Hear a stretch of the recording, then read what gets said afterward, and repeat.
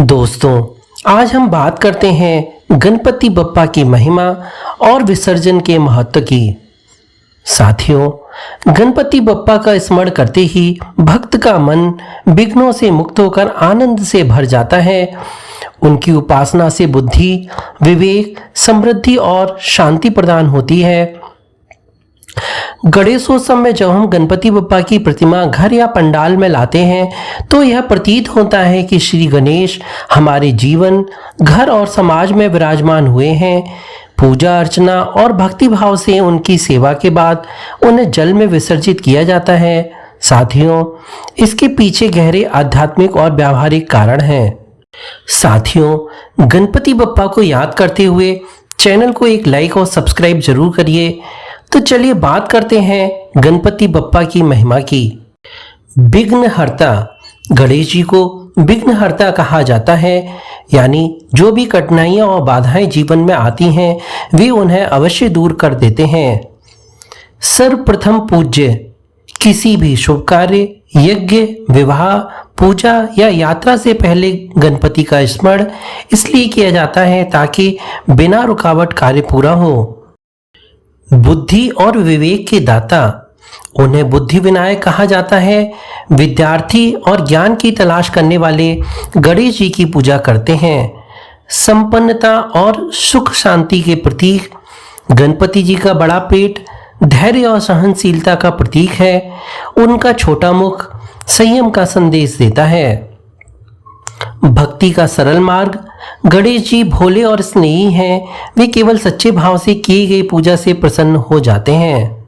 साथियों, हमने जो गणपति बप्पा की महिमा बताई उसी का एक बहुत रोचक प्रसंग है। चलिए आनंद लेते हैं उस रोचक प्रसंग का।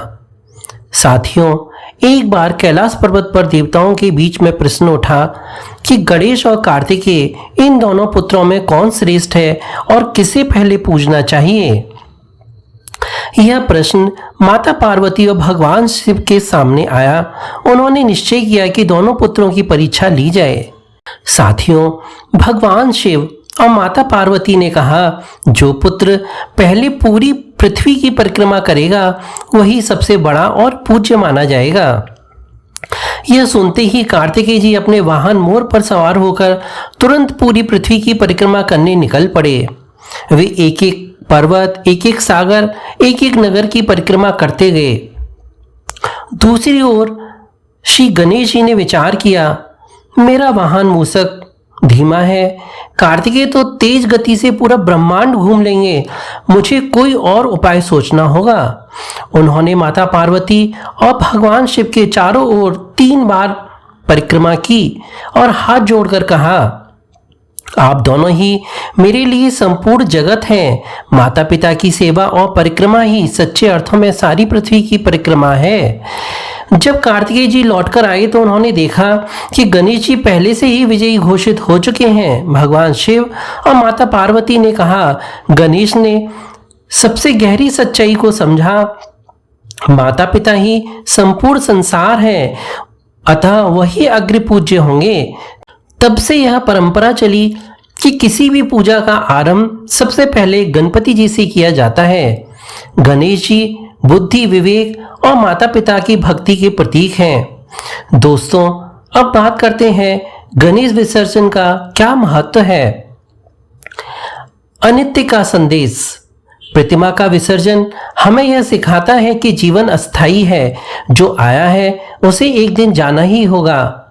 हृदय में निवास, मिट्टी की मूर्ति जल में मिल जाती है, लेकिन गणपति का वास्तविक रूप तो भक्त के मन और हृदय में सदा के लिए बस जाता है। प्रकृति का चक्र, परंपरागत रूप से गणेश जी की मूर्ति मिट्टी की होती है। जल में मिलने से वह फिर से धरती का हिस्सा बन जाती है और प्राकृतिक संतुलन बना रहता है।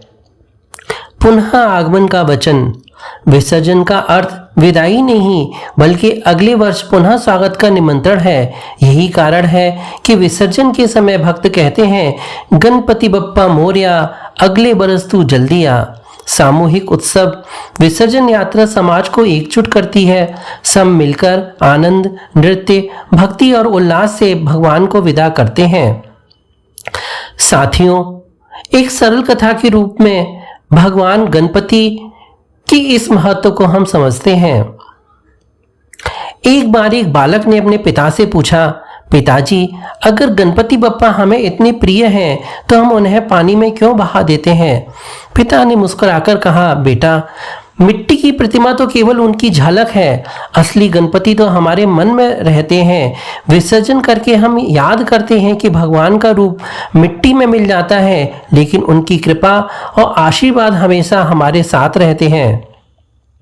साथियों, गणपति जी का विसर्जन करते समय हमें कुछ बातों का ध्यान रखना चाहिए।